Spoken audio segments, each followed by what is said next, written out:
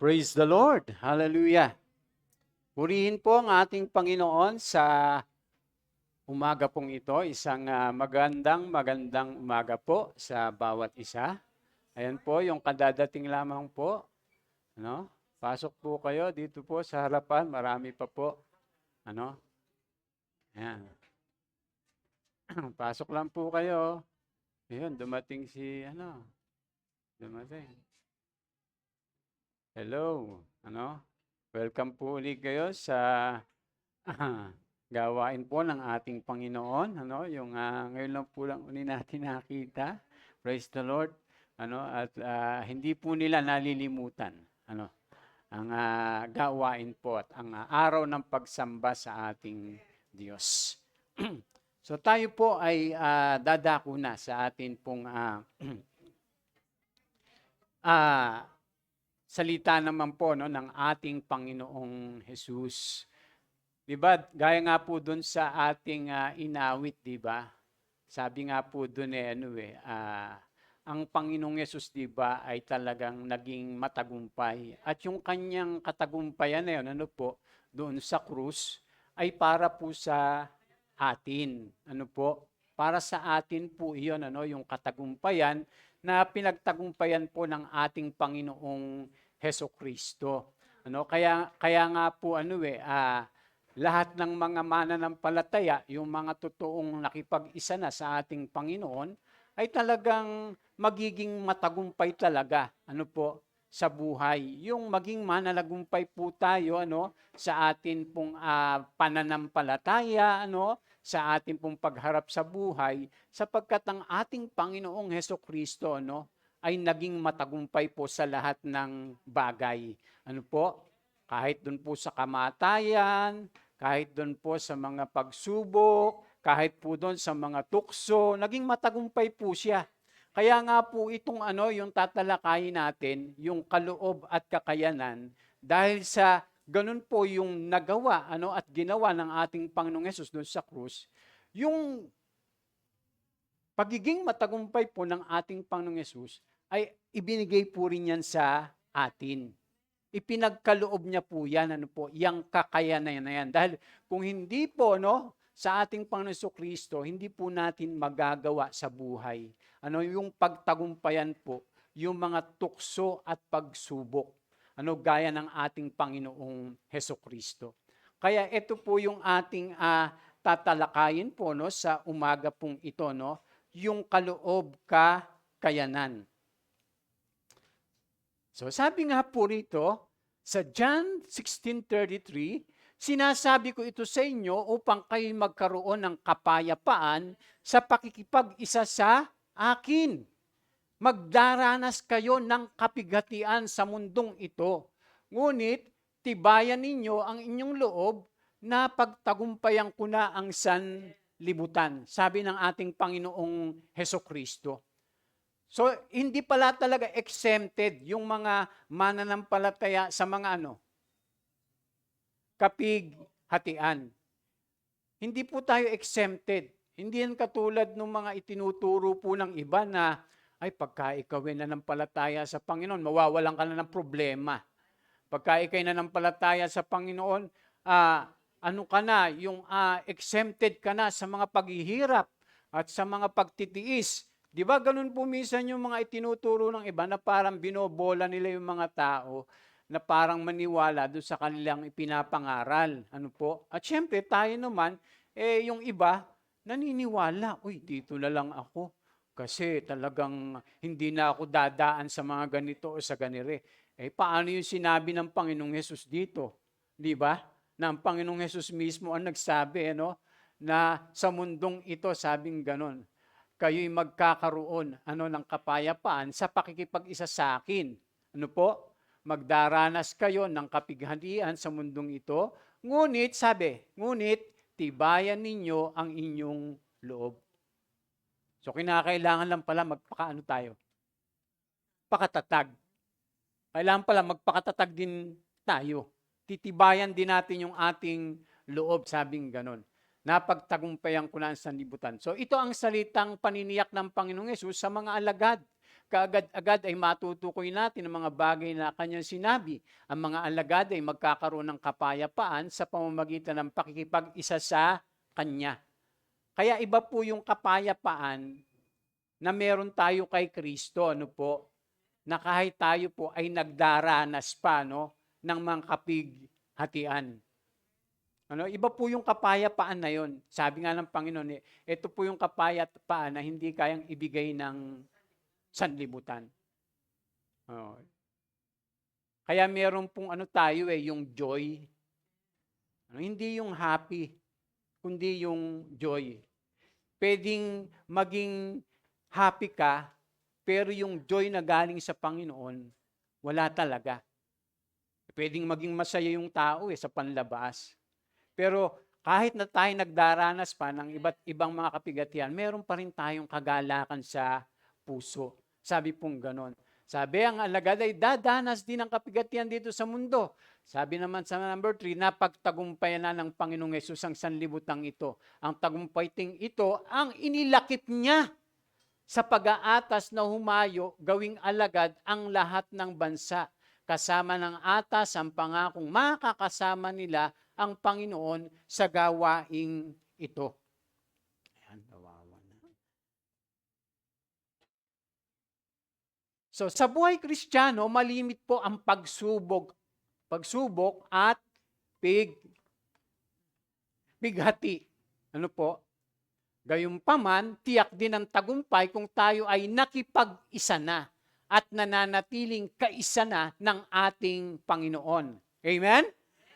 Tiyak po yung tagumpay kung tayo po'y nananatiling nakikipag-isa sa ating Panginoon, mga kapatid. Kaya, di ba tayo po, meron tayong mga pinagdadaanan. Pero praise the Lord, kasi naandito pa rin kayo. Ibig sabihin kayo, mananagumpay. Ibig sabihin, tayo po ay mananagumpay kahit sa kabila pa ng mga napakarami na nating pinagdaanan. Sabi diyan, pinagkalooban ang mga Kristiyano ng kakayahan upang mapagtagumpayan ang lahat ng pighati, hadlang at kaaway na makakaharap nito sa buhay. So atin pong aralin yung mga ito, mga kapatid. Sabi po rito, ano po ba yung mga kaloob ng Diyos sa atin upang tiyaking tayo ay magtatagumpay laban sa mga kaaway ng buhay? Ulitin ko, ano po ba yung mga kaloob ng Diyos sa atin upang tiyakin tayo ay magtatagumpay laban sa mga kaaway ng buhay? Una po, ibinahagi sa atin ang kanyang kalikasan. Binahagi po ng Diyos yung kanyang kalikasan sa atin. Hindi yung pagiging Diyos, ha? Ano po ba ang mga kalikasan ng Diyos? Anong likas sa Diyos? Ha?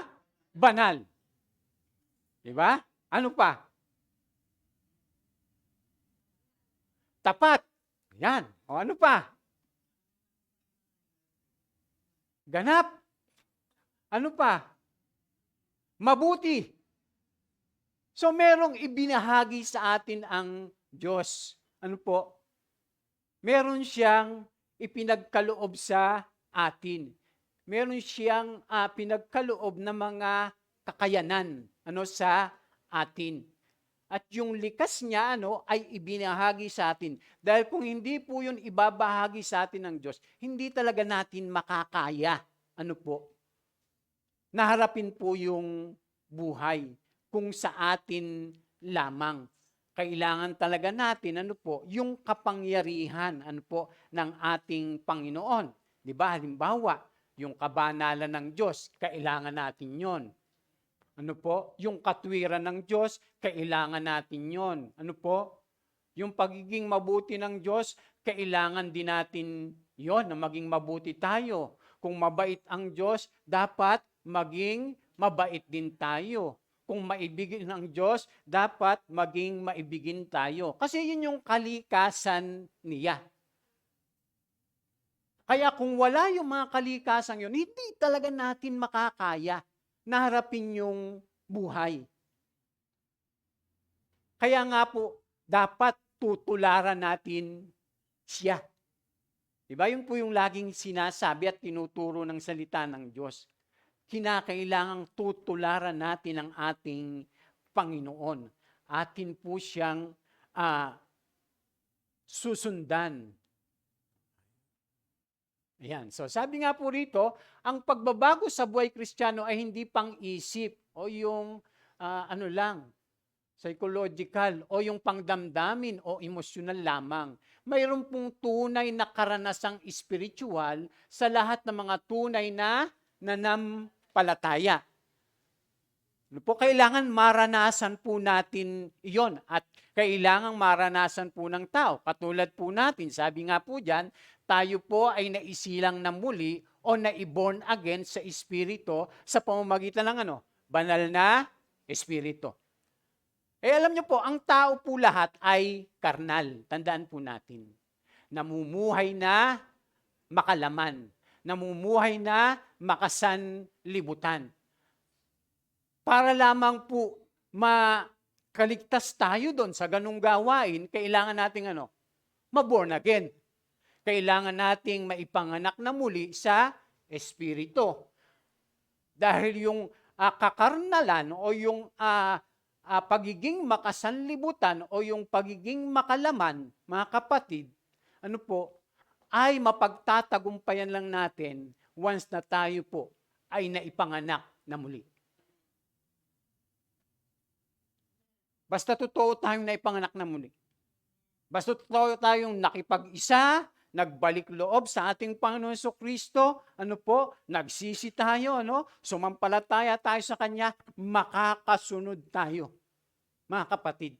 Pero pagka hindi po nangyari yon sa isang tao, ay mahihirapan talaga siya na pagtagumpayan ang sanlibutan. Kaya kailangan talaga nating ma-born again. At dapat ma-born again tayo ng ano? Tama. Dapat yung totoo. Yung totoo, yung tunay na ikaw ay talagang na-born again.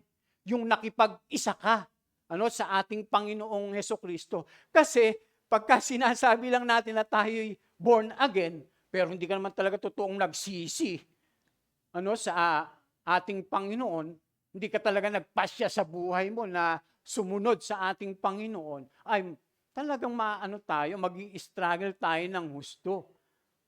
Hindi natin mapaglalabanan, yung mga pinagdadaanan po natin. Ano pa po, sabi diyan, tayo ay naipanganak na, sabing ganon, tayo ay ginawang bagong nilalang o new creation nung tayo ay nanampalataya at nakipag-isa sa Panginoong Yesus. Ang isang Kristiyano ay bago na at ang bagong nilalang na ito ay binahagi na ng Diyos ng kanyang likas. Katulad tayo ng Diyos, katulad tayo ng Panginoong Yesus, kaya nating mapagtagumpayan ang pinagtagumpayan niya. Amen? Katulad po tayo ng ating Panginoong Hesukristo. Kung paanong nagtagumpay siya, kaya nating pagtagumpayan yung lahat ng bagay sa buhay po natin. Kung ano man yung ating mga pagdaraanan. Amen? Yes. Dahil binahaginan po tayo ng likas, ng ating Panginoong Diyos. So, sabi rito, yung kabahagi tayo ng likas ng Diyos. Tingnan niyo po. O basahin natin ng sabay-sabay. 1, 2, 3. Tinanggap natin sa pamamagitan ng kapangyarihan ng Diyos ang lahat ng bagay na magtuturo sa atin upang tayo'y mamuhay na makadiyos. Ito'y dahil sa ating pagkakilala kay Jesus. Tingnan niyo po ang sabi. Tinanggap natin sa pamamagitan ng kapangyarihan ng Diyos ang lahat ng bagay na magtuturo sa atin upang tayo makapamuhay ng makadiyos. Hindi na katulad nung dati. Hindi na tayo katulad nung wala pa tayo kay Kristo. Hindi katulad nung tayo ay hindi pa naipapanganak na muli. Kaya nga ang sabi po ni Apostol Pedro, tinanggap natin sa pamamagitan ng kapangyarihan ng Diyos ang lahat, sabi ang lahat ng bagay na magtuturo sa atin upang tayo mamuhay na makadiyos. Sabi, yung lahat ng bagay, tinanggap na natin. O sige, mag-sample po kayo ng lahat ng bagay na tinanggap na natin na makapagtuturo sa atin para makapamuhay tayo ng makadiyos. Kung tinanggap na natin yung lahat ng bagay para makapamuhay tayo ng makadiyos, ibig sabihin, talaga mapagtatagumpayan natin yung sanlibutan. Tama, hindi?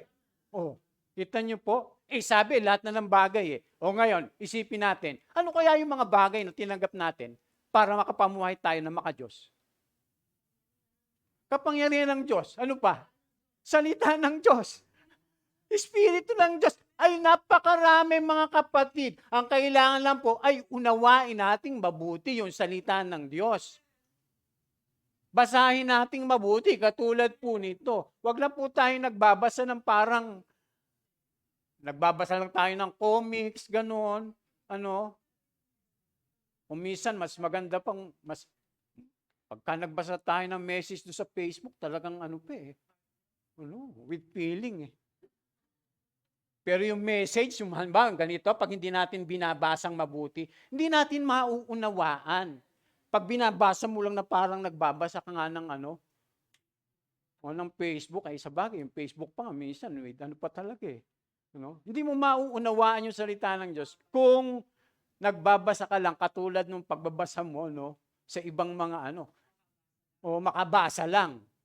Pero pagka binasa mong mabuti, mauunawaan mo Oo nga, sabi ng salita ng Diyos, sinanggap na natin sa pamamagitan ng kapangyarihan ng Diyos ang lahat ng bagay, sabi lahat. Lahat ng bagay na magtuturo sa atin. Ang problema ganito, yung iba hindi na nagbabasa ng Kita nyo? Diba? Paano malalaman nyo kung hindi ka nagbabasa? Hindi nagbabasa. Mas malamang talaga ang binabasa, Facebook.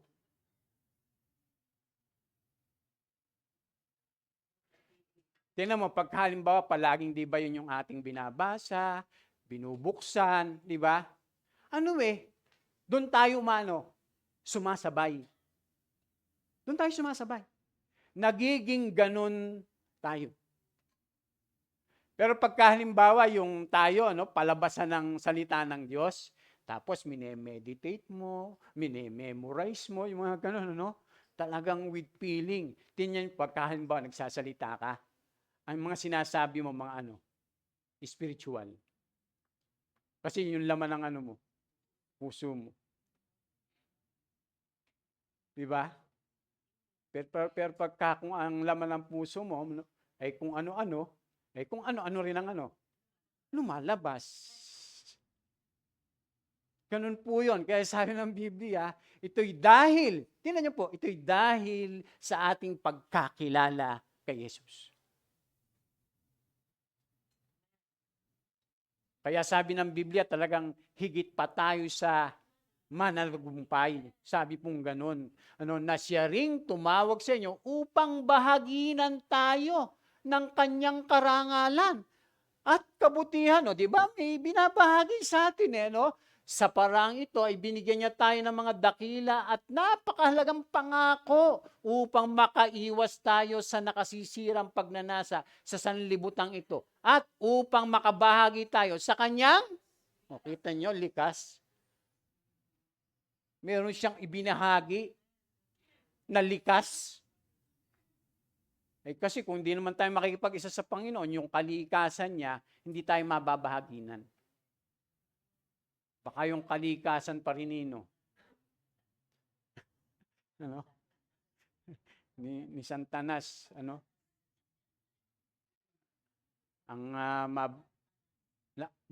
doon tayo nakikibahagi nung wala pa tayo kay Kristo, di ba? ang binabahagi sa atin ni Satanas, ng Diablo, ng demonyo ay ito. Kaya ito yung mga pinaggagawa rin natin. Pero pag tayo nakipag-isa na sa Panginoon, ito naman yung ibinahagi sa atin ng Panginoon. Diba? Kabutihan, kabaitan, kaamuan, kapakumbabaan, pag-ibig, diba? Pagtsatsaga. Diba kaya nagiging ganun po tayo eh. Pagiging matiisin. O, diba ganun po ang Panginoong Yesus? Kaya kung yun po, yung meron tayo, sigurado po mga kapatid, mapagtatagumpayan natin yung lahat ng bagay. Basta tayo'y sumusunod sa Panginoon.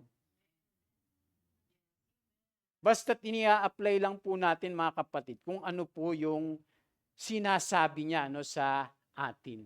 So, na-born again na po tayo mga kapatid. Na-born again na tayo. Tayo pinanganak ng muli. Kaya sabi po ni Pedro sa 1 Peter 1:23, sapagkat muli kayong isinilang. Talaga bang born again na tayo? O yan, no? Ano ba pagkaunawa natin sa born again? Mga ano? Oo nga. Pag sinabing na born again ka na, anong ibig sabihin nun? Oh, nakipag-isa ka na kay Kristo. Nagbalik loob ka na kay Kristo. Sumampalataya ka na kay Kristo. At sumusunod ka na kay Kristo. Kasi hindi nga natin makakaya sa ating sarili kung hindi tayo maboborn again sa Espiritu. Tandaan po natin, sinabi ng Panginoong Yesus yan, maliban ang tao'y maipanganak na muli, hindi siya makakakita sa kaharian ng Diyos. Inulit niya pa nga uli maliban ang tao'y maipanganak sa tubig at sa Espiritu, hindi siya makakapasok sa kaharian ng Diyos. Di ba yun po yung sinasabi niya sa John 3? Doon po sa unang mga binasa natin. Kaya inulit po rin ni Apostol Pedro na yung mga mananampalataya ay isinilang ng muli. Sabi, sapagkat muli kayong isinilang sa pamamagitan ng hindi ng tao. Kundi, sabi, hindi sa pamamagitan ng kapanganakang may kamatayan. Isinilang na tayo, sa pisikal. Pero itong sinasabi po ni Apostol Pedro, ay yung pagsisilang sa atin sa pamamagitan ng Espiritu. Kasi yung Espiritu Santo ang nagbo-born again sa tao. Kaya pag yung tao hindi totoong na born again, ay hindi makakapasok sa langit. Ayun po yung sabi ng Panginoong Yesus. Malibang ang tayo maipanganak na muli sa tubig at sa Espiritu, hindi siya makakapasok sa kaharian ng Diyos. Kaya ang simula ng pagpasok sa kaharian ng Diyos, alam niyo po, yung maipanganak na muli. Sabi ng iba, yung daw ma-born again, pagka ikay bininyagan. Yung binuhusan ka ng tubig, born again ka na daw noon. Lalong hindi naman yung pagka ikaw binautismuhan. Pero yung totoong nagsisi ay pinapatunayan niya yung kanyang pagsisisi sa pamamagitan ng pagpapabautismo. Kasi yung bautismo sa tubig, pangako po yun. Promise po yun, pangako yun. Pagka ikay nagpabautismo, nangangako ka ng susunod sa ating Panginoon. Tatalikuran mo na ang kasalanan mo at mamumuhay ka na para sa Kanya. Amen? Kaya naboborn again yung tao. Kaya nagkakaroon siyang kakayanan ngayon mamuhay ng spiritual, hindi na karnal. Lalo pa kaya pagka tayo po'y nabautismuhan ng banal na Espiritu. Kasi doon po nagsisimula yung pamumuhay spiritual sa kapanganakang muli. Doon po nagsisimula yon. Kasi yung buhay Kristiyano ay buhay spiritual. Mga kapatid. Hindi yan basta yung pag bininyang, ngayon ay isa ka ng Kristiyano. Tapos kukumpilan ka pa. Ngayon ay isa ka ng ganap na Kristiyano. Di ba? Nung lumaki. ano, ano naman, pasaway naman. Di ba?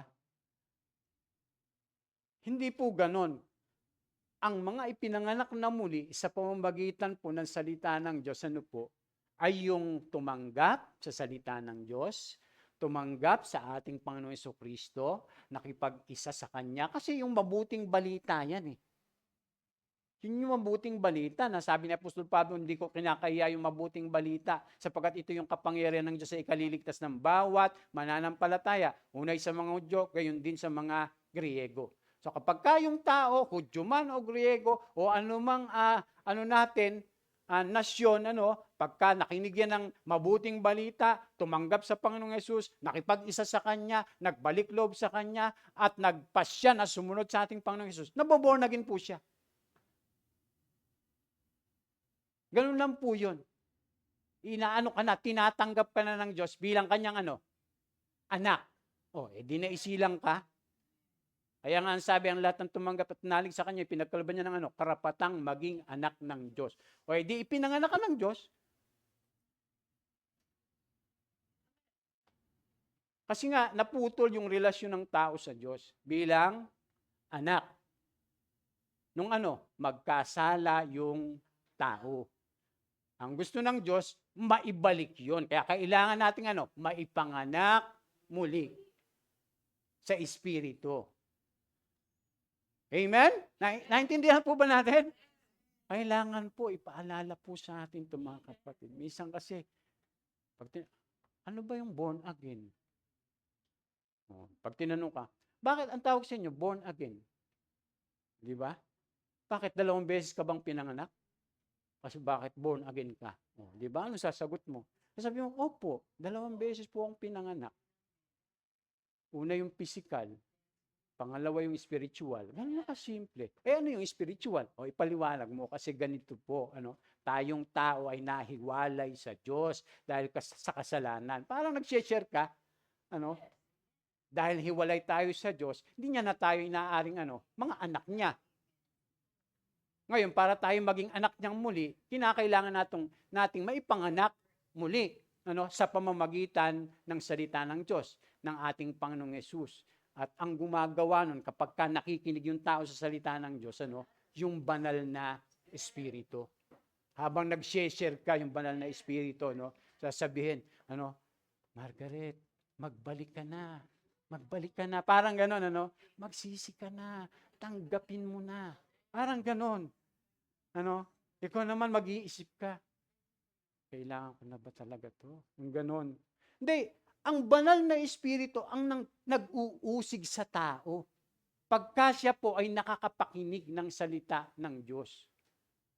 Kaya lang, yung tao pa rin ay magpapasya. Kung siya'y mananalig o hindi. Hindi totoo yung sinasabi ng iba na hindi, ang Diyos ang magbibigay sa iyo ng pananampalataya para manalig ka sa Kanya. Bakit ang daming taong ayaw manampalataya sa Panginoon kung ang Diyos ang magbibigay sa iyo ng pananampalataya? Dapat lahat ng tao nanampalataya na sa Kanya. Bigyan niya na lang lahat.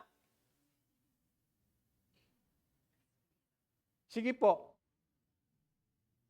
Kaya bang gawin ng Diyos yun? Kaya. Pero hindi niya ginagawa yan. Bakit? Ang gusto ng Diyos, yung tao ay magpapasya. Kasi doon magsisimula po para tayo ay makasunod talaga sa Kanya. Ikaw yung magpapasya na sumunod sa Kanya. Magsisi, magbalik loob sa Kanya. Magpasya ka na, Panginoon, babalik na ako sa iyo. Susunod na ako sa iyo. Gagawin ko na yung kalooban mo. Ikaw ang mag-aano, hindi ang Diyos. Kaya nga sabi, magsisi na kayo. Anong gagawin ng tao? Magsisisi. Magbalik loob na kayo sa Kanya. Di ba yun po yung pangaral ng mga tao? Anong gagawin ng tao? Dapat magpasya magbalik loob yung tao. Hindi yung Diyos magbibigyan ka daw ng pananampalataya. Di dapat nga lahat ng mga tao, kahit yung pinakamasamang kriminal, di ba? Kaya nga sabi, ipapangaral sa buong sanlibutan ang mabuting balita at saka darating ang wakas. So ibig sabihin, bibigyan ng pagkakataon ng Diyos yung lahat ng tao na makapakinig ng salita ng Diyos. Amen? Kaya nga dapat pinapangaral natin, sineshare natin. Huwag nating tinatago. Lahat tayo inutusan. Amen? Kaya dapat mag-share ka. Pagkaharap mo yung kaklase mo, magsisi ka na. Kaibigan mo, magsisi ka na. Diba? Magbalik loob na tayo sa Panginoon. Kasi sira ulo yata itong kaklase kong ito. Diba? Minsan ganun ang mga diba? Ganun ang mga sinasabi ng mas maganda kung nagbabasa ka ng Bible. Hindi kasi sabi ng Biblia na lahat tayo makasalanan. Kailangan talaga nating magsisi at bumalik na sa ating Panginoon. Sapagkat itinakda na ng Diyos yung kanyang paghuhukom. At gagawin niya yun sa pamamagitan po ng ating Panginoong Hesukristo. Kaya kailangan po na ma-born again. Tapos naging bagong nilalang yung mga alagad. Kaya ang sabi, kaya't kung nakipag-isa na kay Kristo ang isang tao, isa na siyang bagong nilalang. Bakit kaya siya nagiging bagong nilalang? Kasi nga nababahaginan tayo ng likas ng Diyos. Hindi katulad dati. Kaya nga po nababago Nakikita sa buhay natin Dahil yung kalikasan ng Diyos, nakikita din sa atin. Hindi katulad noon. At dapat lamang na mahayag talaga yun sa bawat buhay natin. Yung kalikasan ng Diyos, mga kapatid. Dahil kung hindi yun na nakikita, baka hindi pa tayo nakikipag-isa sa Panginoon. Pag hindi nababago yung ating mga buhay, kaya ang sabi diyan, wala na yung dati niyang pagkatao. Sa halip, ito'y napalitan na ng bago. Ang Diyos ang gumawa ng lahat ng ito sa pamamagitan ng kanyang salita o sa pamamagitan ni Kristo. Sabing ganun. Binilang niya tayong mga kaibigan at hindi nakaaway. At pinili niya kami upang ang iba pang mga tao ay maging kaibigan rin niya. Hindi lang tayo. So pinili rin pala po tayo ng ating Panginoon para yung ibang mga tao po ay maging kaibigan rin niya. Hindi lang tayo, kaya po yung mga mananampalataya, mga kaibigan ng Diyos Pero ang sabi po ni Apostol Pablo, hindi lang tayo. Pinili sila para yung lahat ng tao ay maging kaibigan din ng Diyos. Bakit? Kasi nga sila po ay nagpapahayag ng mabuting balita upang akayin yung mga tao sa pagkakilala sa Panginoon. So dapat ganun din po tayo mga kapatid. Atin pong ipinapahayag din po yung mabuting balita. Kaya sabi po ni Apostol Pablo, ang ibig sabihin sa pamamagitan ni Kristo, ang mga tayo binibilang ng Diyos na kaibigan. At nilimot na niya ang kanilang mga kasalanan. At kami naman ay inatasan niyang ipamalita ito. Diba? Napakapalad yung mga kasalanan ay pinatawad na. Napakapalad yung mga kasalanan po natin ay kinalimutan na ng Panginoon. Piruin mo yun? Ganun yung pag-ibig ng Diyos Talagang kinakalimutan niya yung mga nagawa nating mga pagkakasala. Hindi katulad yung pag-ibig ng tao. Di ba? Mahal ko yan, pero hindi ko makalimutan ng yung kasalanan pinagagawa niyan sa akin. Yung mga ganon. Di ba? May mga ganon. Pero ang Panginoong Yesus, kaya nga yung pag-ibig, hindi ang tawag doon? Hindi nagtatanim. Mga kapatid, tingnan nyo, pagkahalimbawa, mamuhay tayong ganon, di ba? Ganon yung kalikasan ng Diyos Tingnan nyo po, lahat magiging maayos yung samahan. Pagkasusundan natin ang Panginoon. Pero pagka hindi ganon, di ba?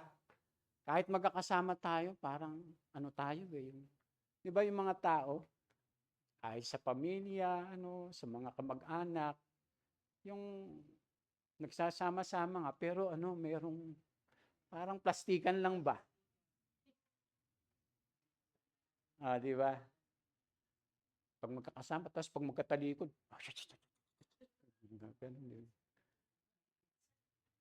ganun. Dapat di tayo ganun, mga kapatid. Ano? Dahil tayo dapat katulad ng Diyos.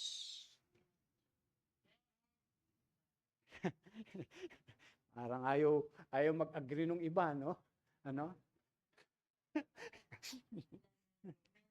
Di ba? Kaya bang hirap sumunod sa Panginoon? Hindi madali yung pagsunod sa Panginoon. Hindi po madali, mga kapatid. Kinakailangan mo talagang halimbawa, sabi, kalimutan mo sarili mo. Diba? Ibigin mo siya ng higit sa kanino paman. Diba ganun? Pasanin mo ang iyong krus. Diba yun yung mga kondisyon ng pagsunod sa Panginoon? Hindi naman po yung basta lang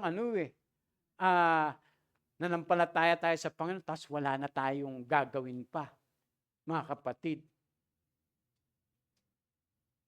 Kaya dito natin makikita, mga kapatid, na ang Diyos talaga, ang gusto niya, yung pagsunod natin sa Kanya ay, bukal sa loob. Yung kusa. Yung tayo yung nagpapasya. Ganun po. Pagka diba, ginagawa po natin yon, mga kapatid, diba yung iba yung kagalakan at kapayapaan nararanasan mo. Pero yung parang napipilitan ka, naguguluhan ka eh. Naguguluhan ka, may nagtatalo lagi saan? Sa loob mo. Mga kapatid, kaya nabanggit nga po rito, upang makaiwas tayo sa nakasisirang pagnanasa sa sanlibutan ito at upang makabahagi tayo sa Kanyang likas bilang Diyos. Ano pa po, mga kapatid? Wala itong ko. So, ano ang kailangan pang gawin ng mga alagad? Sige, sabay-sabay po nating basahin. Ito po, yung malakas 1, 2, 3. Dahil dito, sikapin ninyong idagdag sa inyong pananampalataya ang kabutihan, sa inyong kabutihan ang kaalaman, sa inyong kaalaman ang pagpipigil sa sarili, sa inyong pagpipigil sa sarili ang katatagan, sa inyong katatagan ang pagiging makadiyos, sa inyong pagiging makadiyos ang pagmamalasakit sa kapatid, at sa inyong pagmamalasakit ang pag-ibig. Ang katangiang iyan ang kailangan ninyong taglayin at pagyamanin upang ang inyong pagkakilala sa Panginoon Kristo ay huwag mawalan ng kabuluhan at kapakinabangan. Kita nyo? Dapat po pala talaga taglayin natin yan. Dapat po pala talaga idinadagdag yan. Yan yung mathematics of faith. Ito po yung dapat na idinadagdag. Sabi idadagdag po natin. Hindi natin ibabawas. Meron ng mga ibinigay sa atin, tapos meron pa tayong idadagdag. Bilang mananampalataya. Kasi pagka hindi natin dinagdag yan, anong sabi ni Pedro? Sabi diyan, ang mga katangiang iyan ang kailangan nyo taglayin at pagyamanin. Ba't pala? Yung papala yung ating pagyamanin. Di ba? Upang ang inyong pagkakilala sa Panginoon Kristo ay huwag mawalan ng kabuluhan at kapakinabangan. Wala palang kwenta yung pagkakilala natin sa Panginoon pag wala itong mga ito. Mga kapatid Dapat hindi mawawala yan. Mga kapatid, pinadadagdag pa nga Tapos, mawawala. Amen? Kaya sabi niyo, sikapin ninyong idagdag. Abay, mag-e-effort ka talaga. I-develop mo yan. Yung pananampalataya. Tapos, ang kabutihan. Tayo pala ang ano niyan. Meron tayong part para yan po ay magkameron tayo.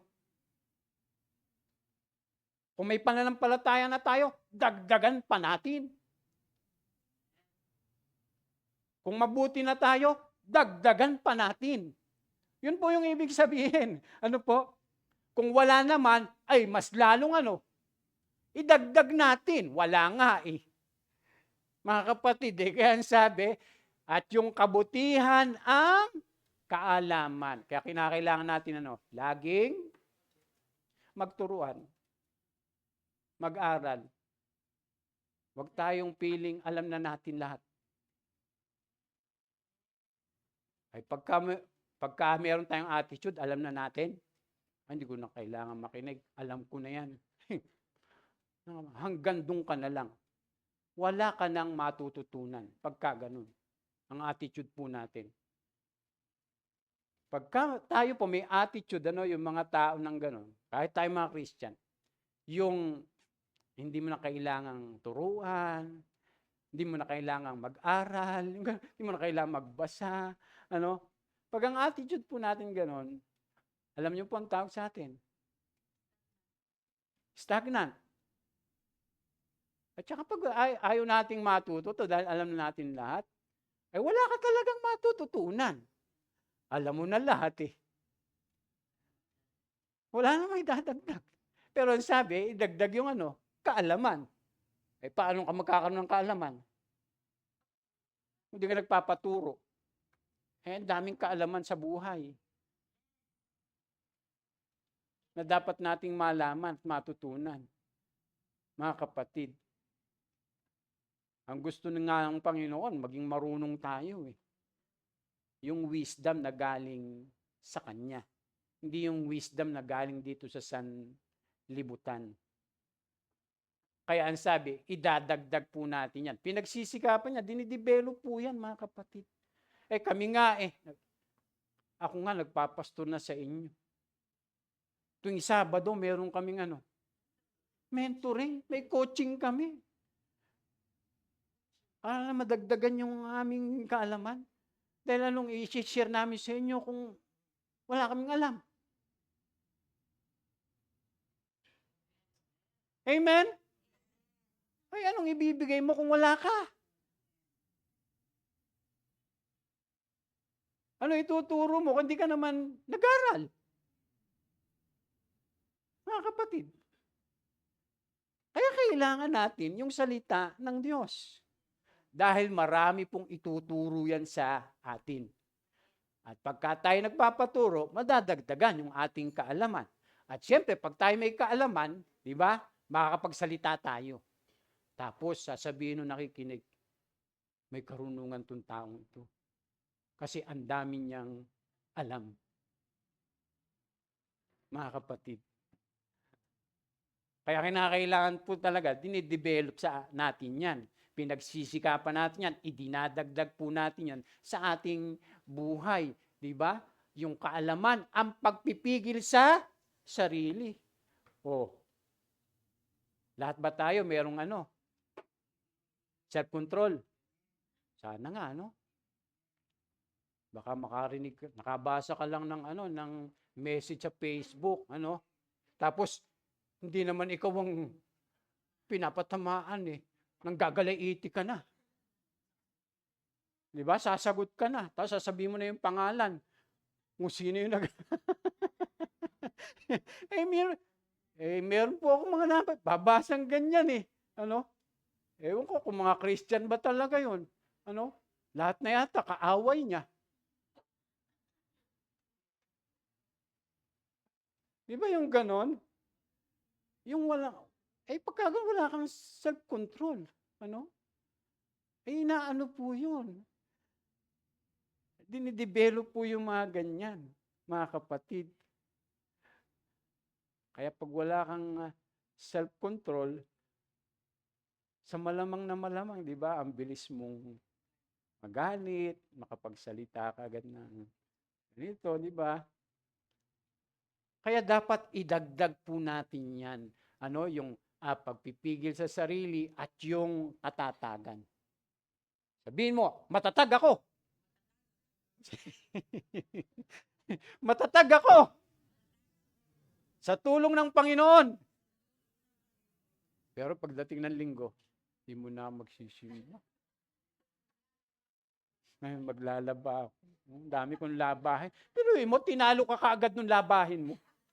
Ano sasabihin mo, ang tatag mo?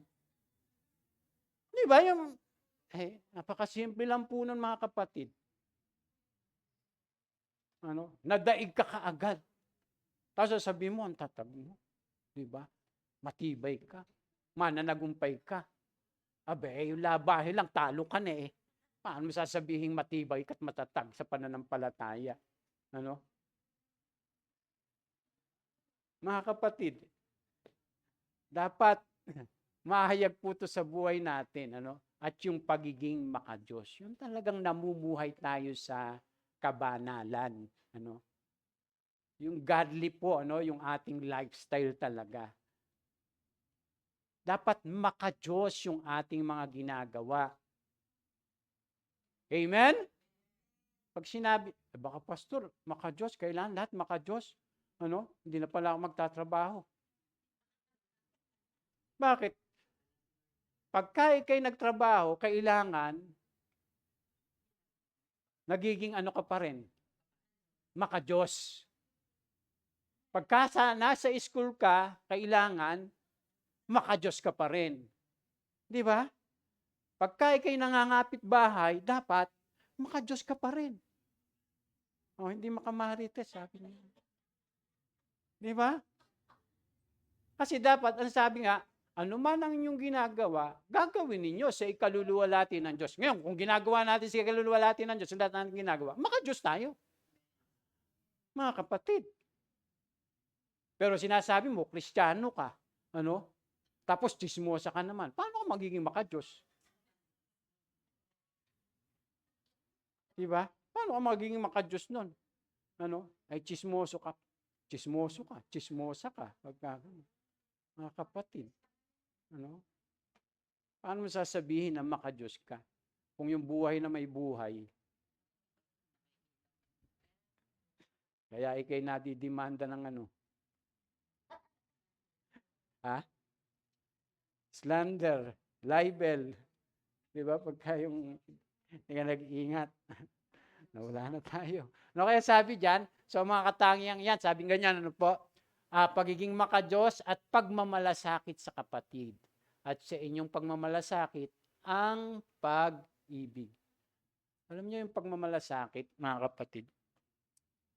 Yung iba, akala nila, pagka sila ay nire-review, hindi sila mahal.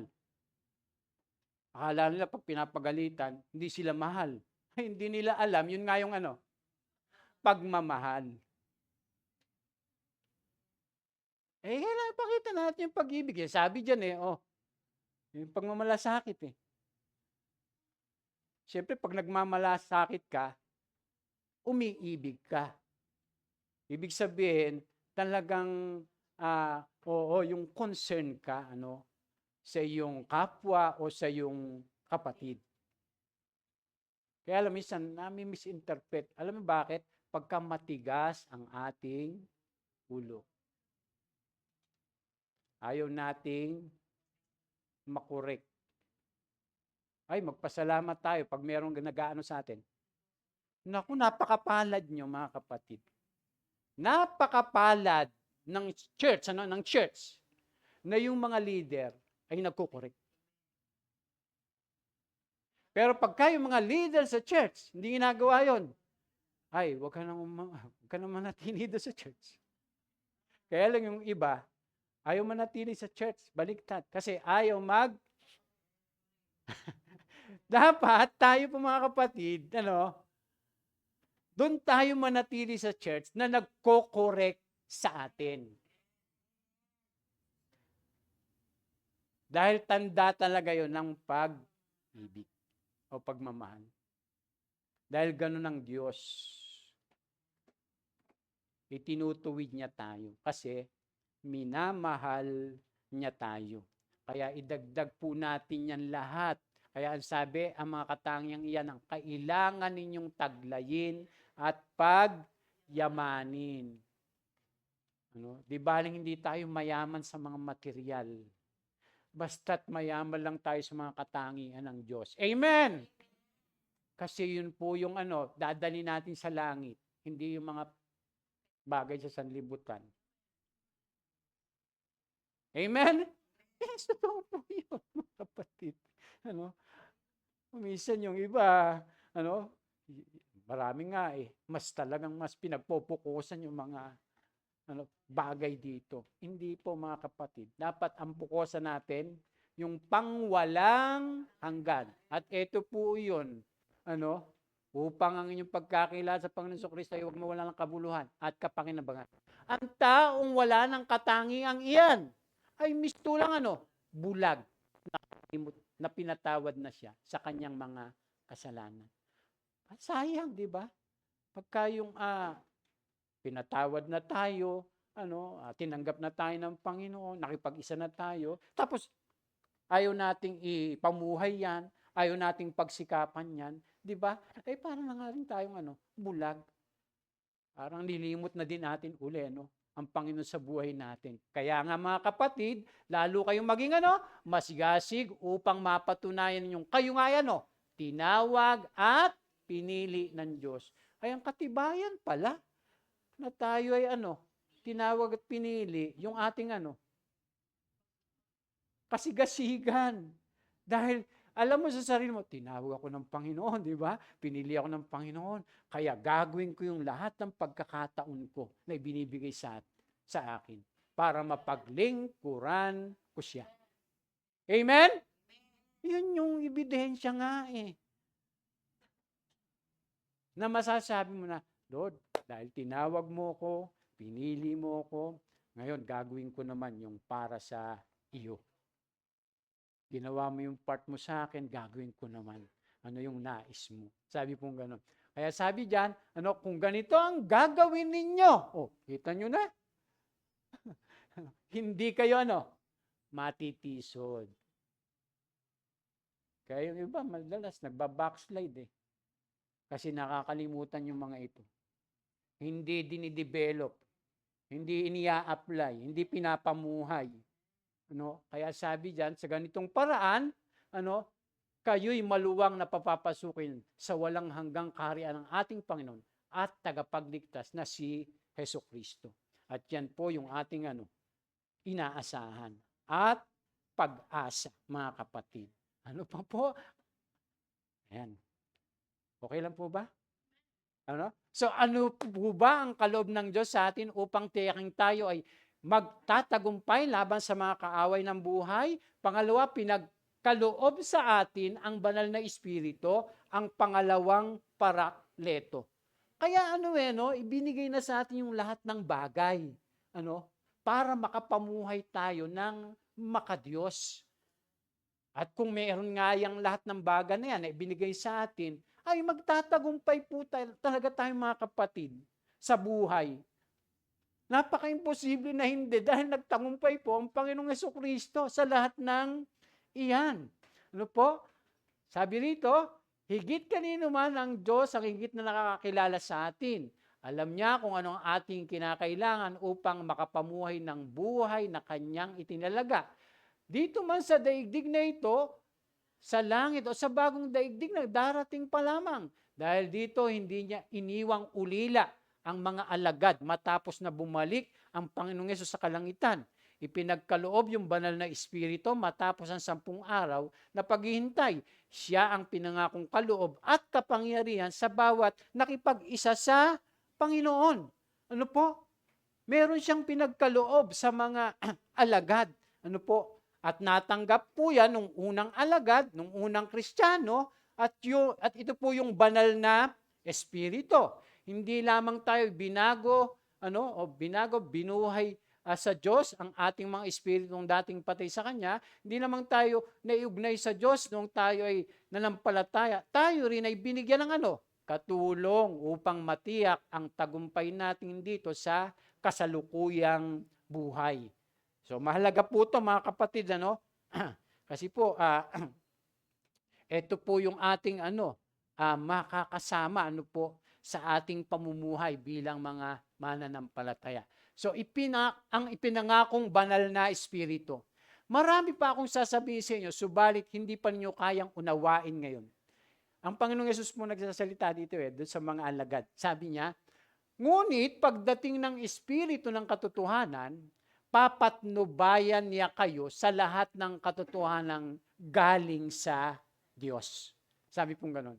Sapagkat ang sasabihin niya ay hindi mula sa kanyang sarili, kundi sa kanyang narinig at ipahayag niya sa inyo ang mga mangyayari sa hinaharap.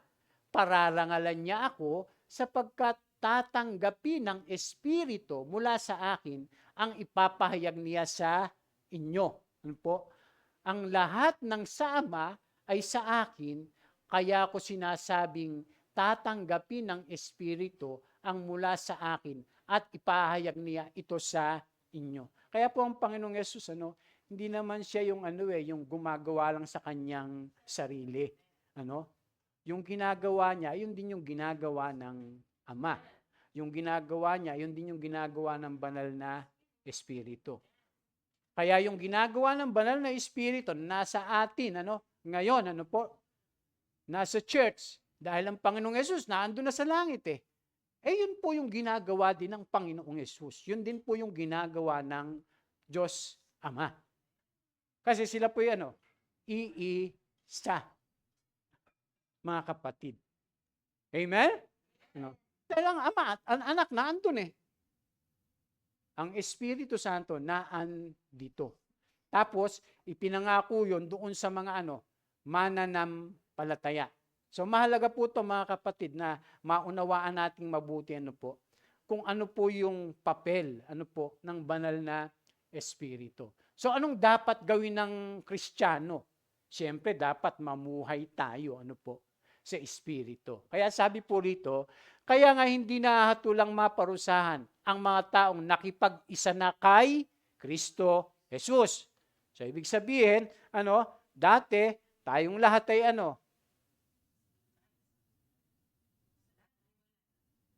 lahat tayo ay nasa ilalim ng kahatulan ng Diyos dahil tayo po'y makasalanan.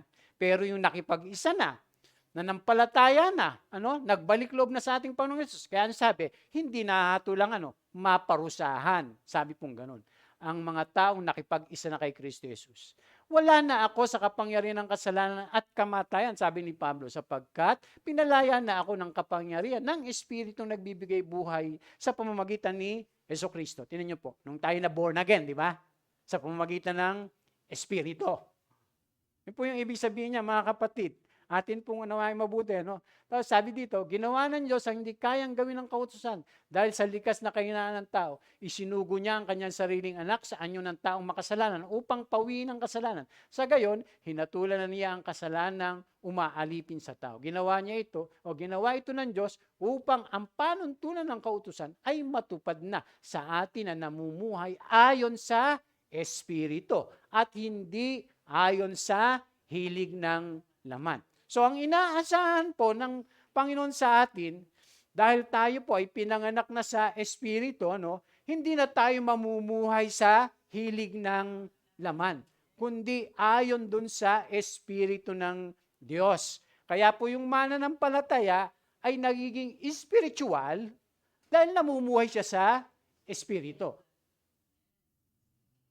At ang simula nun, yung kapanganakan sa Espiritu. Tingnan niyo po ang sabi, ang mga namumuhay ayon sa hilig ng laman ay walang pinapahalagahan, kundi ang mga bagay na ukol sa laman. Ngunit ang mga namumuhay ayon sa Espiritu ay nagpapahalaga sa mga bagay na espiritual. Mga kapatid. Sabi rito, ang pagsunod sa hilig ng laman ay naghahatid sa kamatayan. Ngunit ang pagsunod sa Espiritu ay nagdudulot ng buhay at kapayapaan. Kasi pag binasa po natin yung mga naunang mga chapter, 'di ba? Yung mga taga-Roma, ay namumuhay sila sa laman. Kaya sabi ni Apostol Pablo, ano? Ah, magpapatuloy pa rin ba tayo sa kasalanan? Sabi ganon. Di ba tayo pinalaya na? Kaya hindi na tayo dapat magpatuloy pa sa kasalanan. Kasi nasa isipan po ng mga mananampalatayang Romano, na Kristiyano, ay pagka sila'y gumagawa ng kasalanan, yung biyaya ng Diyos lalong sumasagana. Kaya okay lang daw na gumawa ng kasalanan. Itinuwid po sila doon ni Apostol Pablo. Ang Kristiyano po kausap niya, sabing ganon, ang mga namumuhay sa hilig ng laman. Sabi pong ganon, ay walang pinapahalagahan,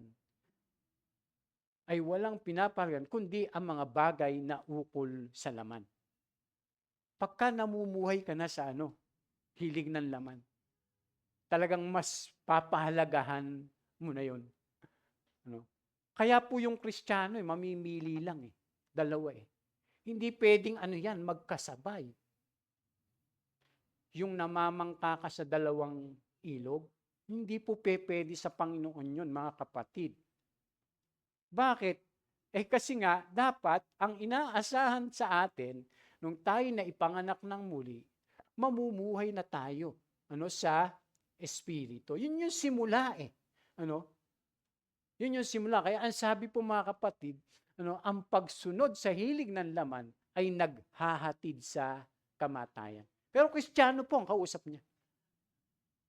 Mga mananampalataya. Mga sumampalataya na, kaya lang namumuhay sa laman. At marami pa pong sulat si Apostol Pablo tungkol dyan. Sa mga nanampalataya nga, pero namumuhay naman sila sa laman. Kaya sabi doon, nung tayo ay maborn again at nailigtas, ibinahagi na ng Diyos sa atin ang kanyang likas sa pamamagitan ng banal na Espiritu. Dahil dito, meron na tayong kakayanang sumunod sa Diyos at mamuhay ayon sa mga utos at udyok ng banal na Espiritu. Bukod sa gawang pagliligtas at pagbo-born again, ang banal na Espiritong pinangako rin ng Panginoong Yesus, natatanggapin ang kapangyarihang dala rin ng banal na Espiritu upang iganap yung Great Commission o yung pagbabalik ng tao sa Diyos bago dumating ang wakas. Kaya mahalaga po mga kapatid, na tayo pong lahat mabaptize ng Holy Spirit. Mapuspos ng banal na Espiritu. Kasi yun po yung nagbibigay ng kapangyarihan sa atin. Kaya nga po dapat dinideserve po natin yan Kaya sabi niya, ano yung pinangakong kapangyarihan? Samantalang siya'y kasama pa nila, pinagbilinan sila ni Jesus, huwag muna kayong aalis sa Jerusalem. Sa halip, hintayin ninyo roon ang pinangako ng Ama na sinasabi ko sa inyo. Si Juan ay nagbautismo sa tubig, ngunit di magtatagal. At babautismohan kayo sa Espiritu Santo. Sino yung magbabautismo sa Espiritu Santo? Ang Panginoong Yesus. Diba? Ang Diyos. Hindi yung tao. Yung tao, nagbabautismo lang sa tubig. Pero yung nagbabautismo sa banal na Espiritu, ang Diyos o ang Panginoong Yesus. Sabi diyan, nang muling nagkatipon si Jesus at ang mga alagad, nagtanong sila kay Jesus, Panginoon, itatatag na po ba ninyo muli ang kaharian ng Israel? Sumagot si Jesus, ang mga panahon at pagkakataon ay tinakda ng Ama sa kanyang sariling kapangyarihan at di na kailangan pang malaman niyo kung kailan. Subalit, tatanggap kayo ng kapangyarihan pagbaba sa inyo ng Espiritu Santo. Tingnan niyo po ang mga alagad, nangangaral na noon, nagtuturo na noon, nagpapalayas pa nga sila ng demonyo Pero wala pa sa kanila yung banal na Espiritu. Tatanggapin pa lang nila basta't nakaakyat na ang Panginoong sa langit. After 10 days, bumaba po yun doon sa mga unang alagad. Kaya nga ang tatapang po nila nung sila'y humayo na Diba? Samantalang dati nung panahon ni Apostol Pedro, diba?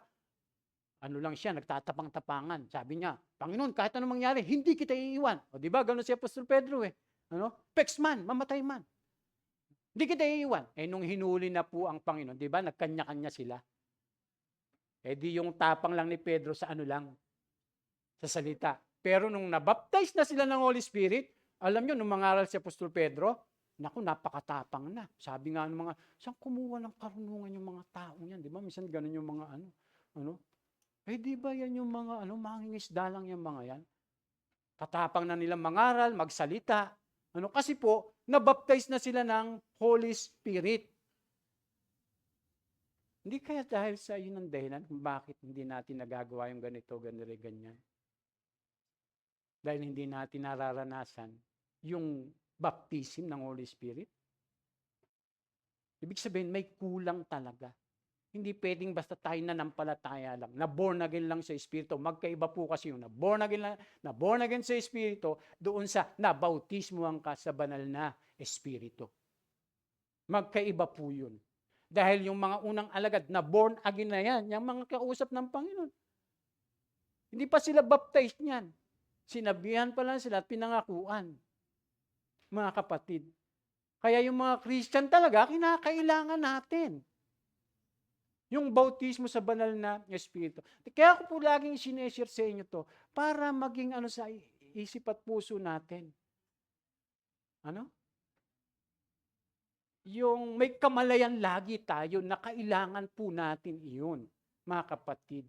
Kaya nga dapat meron tayong pagtitipon na yung talagang yung ating ihilingin sa Panginoon, sasamba tayo na mapuspos tayo ng banal na Espiritu. Amen? Yes, dapat kailangan po natin yun. Kasi may kulang. Alam niyo po ba na yung banal na Espiritu, parang yan yung halimbawa, nagmamaneho ka ng ng sasakyan na yung manual. Di ba, ang hirap? Talaga, Pag yung manual, yung sinaunang manual, Kuya Randy. Yung power steering. Pero nung naging power steering na, di ba? Yung power steering, di ba ang lumanay. Ang lumanay. Pagka power steering na. So, ganun po, yung nabaptize ng Holy Spirit. Parang power steering. Madaling-madali lang. Kaya pagka halimbawa tayo, di ba, yung may mga ginagawa tayo sa Panginoon, tapos yung may mga tungkulin tayo, gampanin tayo, lalo na yung mga yung paghahayag, pagtuturo, pag-Great Commission. Alam nyo, mga kapatid, napakadali doon sa mga baptized na Holy Spirit. Kasi merong kapangyarihan. Pero pag wala, para kang ikaw mag-opening prayer. Hindi ko yun hindi ko alam. Ikaw na magsalita. Hindi, ikaw na lang. Kasi, nagkakaanoan. Hindi katulad pag baptize ka ng Holy Spirit. Sige, pagkakataon ko ito. Di ba? Lalo na pagka yung burol, di ba? Sabihin, Eljon, ikaw mangaral dyan. Siyempre. Pastor, sasabihin ko dyan. Buhayin mo yung patay.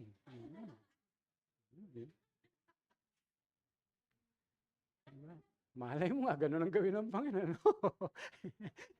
Dahil ang mga mga alagad nun talagang, di ba? Si Apostol Pablo, yung mga nahulog sa di ba? Hindi, buhay yan, huwag kayong mag-alala. Di ba yung mga ganon? Tapos yung kanyang, yung kanyang, tawag doon, panyo. Yung mga panyo ni Pedro ba yun? Yung anino, madaanan pa lang yung di ba? Yung mga may sakit, kumagaling eh. So dahil yun po yung kaloob na binigay ng banal na Espiritu. Hindi po pare-parehas yun. Meron silang ganong kaloob, wala ako nun. Meron akong kaloob na ganito, wala kayo nun. Kasi ang banal na Espiritu ang nagbibigay ng mga kaloob ng ayon doon sa kagustuhan niya. Kaya kailangan po natin, mga kapatid, kailangan nating magkantahan dito, no? Tapos, oo, yung sumamba tayo sa Panginoon, sa Espiritu. Kaya sa Biblia po, yung pagsamba sa Espiritu, di ba? Umawit kayo ng salmo, mga himno, at mga awiting spiritual. Bakit yung mga salmo, himno, hindi spiritual? Pero bakit binanggit yung umawit kayo ng mga awiting spiritual? Oh, manalangin kayo sa Espiritu. Oh, paano mo gagawin yun kung hindi ka puspos ng banal na Espiritu? Ang Espiritu ang lumulod sa atin na hindi kayang sambitin ng ating mga bibig. Paano mo gagawin yun? Kung hindi ka puspos ng banal na Espiritu.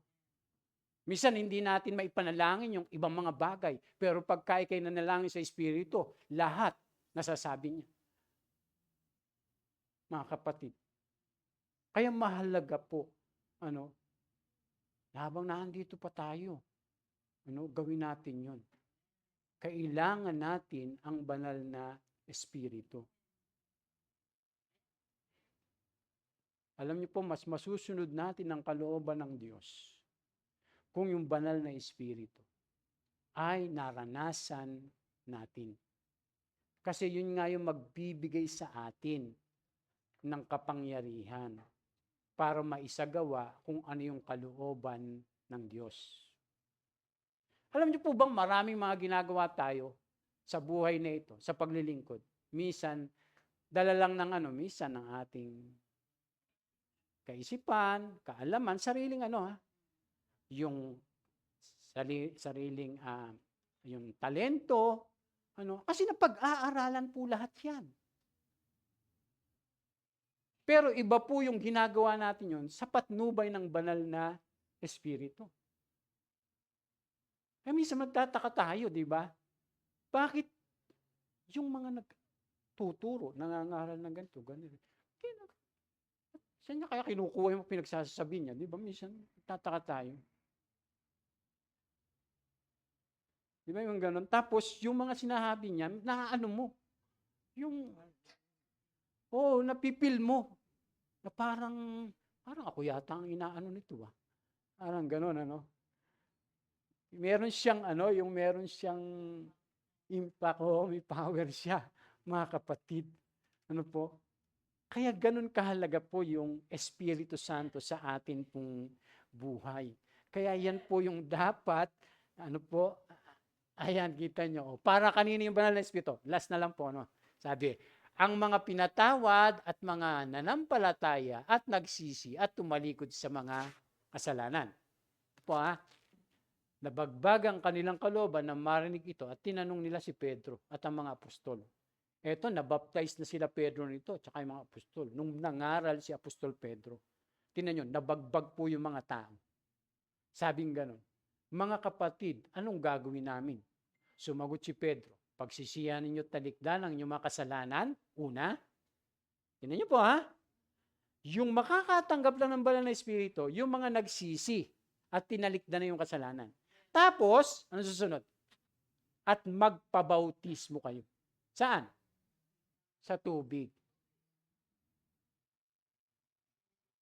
Kailangan yung nagsisi at nanampalataya sa Panginoon, nagpapabautismo sa tubig.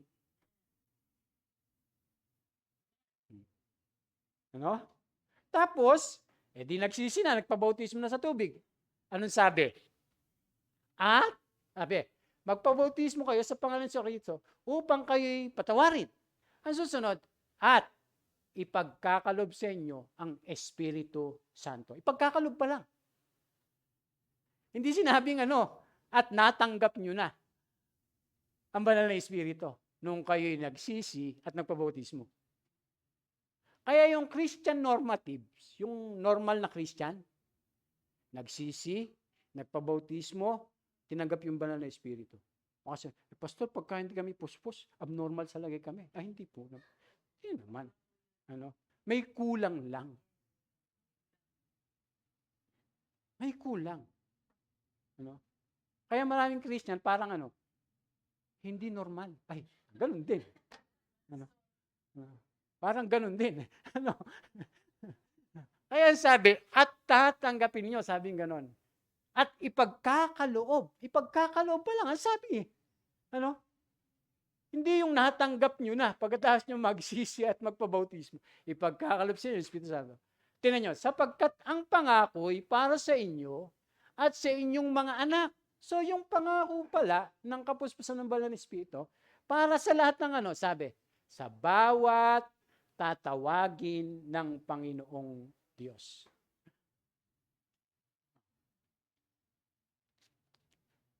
Kasi yung pong banal na espiritu ang magbibigay sa atin ng kapangyarihan sa lahat ng ating mga ginagawa at paglilingkod sa Diyos. Huwag po tayong makontento na basta tumanggap na ako sa Panginoon. Basta nakapagpabautismo na ako. Yung mga yan, yung iba kasi maraming mga grupo kasi hindi naniniwala dito. Ang pagkaunawa nila, pag nanampalataya ka na sa Panginoon, tinanggap mo na yung banal na espiritu. Ay hindi po. Yung nabaptize ka na ng Holy Spirit, ay hindi po mga kapatid. Anong ebidensya na isang tao ay napuspos ng banal na espiritu? Speaking in tongues. Dahil lahat ng mga nabaptize ng Holy Spirit sa Bible, nagsalita po sila sa iba't ibang wika. Sasabihin, pastor, yung nagsalita sa ibang wika yung unang mga alagad, naintindihan ng mga di ba, yung katabi ng mga tao doon, na, bakit sinasalita nila yung mga lingwahe natin, Meron kasing purpose ang Panginoon. Pero meron dalawa kasing klase ng speaking in tongues, yung naiintindihan at hindi naiintindihan. May mga layunin lang ang Diyos kung bakit nauunawaan ng mga ibang mga tao doon kung bakit alam nila yung mga sinasabi nila. Pero yung nakikipag-usap sa Diyos, yung nagsasalita ka sa ibang wika, wala nakakaunawa sa kanya. Sabi ng Biblia, pag pinag-aralan natin mabuti yun. Ang Diyos lang nakakaalam nun. Kaya lang hindi basta-basta ginagamit yun, mga kapatid. Halimbawa, ako nakakapag-speaking in tongues. Narinig nyo ba ako na pag nangangaral? Harabasikarabalabalaba. Naiintindihan nyo ba yun? Di ba hindi? Mabuti pang magsabi nga ni Pablo, mabuti pang magsalita na lang ako ng 5 kataga, sa nauunawaan, kaysa magsalita ako sa ibang wika na hindi naman naintindihan. Pero yun po ay nagagamit ng personal ng mga mananampalataya. At iyon ay sa kauunlad natin ng personal nating pananampalataya. Kaya mga kapatid, para magtagumpay tayo sa buhay na ito, kailangan po natin, yung pinagkaloob sa atin na likas, yung kalikasan ng Diyos, at atin pong patuloy na dagdagan pa ang mga iyon, at yung banal na espiritu ay kailangan po natin sa buhay upang makasunod po tayo sa kalooban ng ating Panginoon. Huwag lang tayo nananangan dun sa kung ano nasa isip natin, yung udyok ng ating sariling damdamin, gaya ng nangyari kay Eva, naisip niya na magiging katulad ako ng Diyos. Teka, di ba? So, di ba, nanunukso din yung sarili natin. Hindi katulad pagka yung tayo po'y puspos ng banal na espiritu, yung banal na espiritu ang magsasabi sa atin sa lahat ng katotohanan. Di ba binasa natin kanina? Lahat. Alangan namang utusan tayo ng banal na espiritu gumawa ng kasalanan. Hindi po gagawin ng Diyos yun. Iba ng espiritu. Kaya mga kapatid, naunawaan ba natin yung ating mga mensahe po ngayon ng ating Panginoon? Kaya minsan mag-aano tayo, yung magpe-praise and worship tayo, magwo-worship tayo, sabay-sabay. Tapos hilingin natin sa Panginoon na maranasan natin yun. At i-desire po natin yun sa bawat buhay natin. Amen? Palakpakan po natin ang Panginoon. Maraming salamat po at pagpalain po tayo ng Diyos.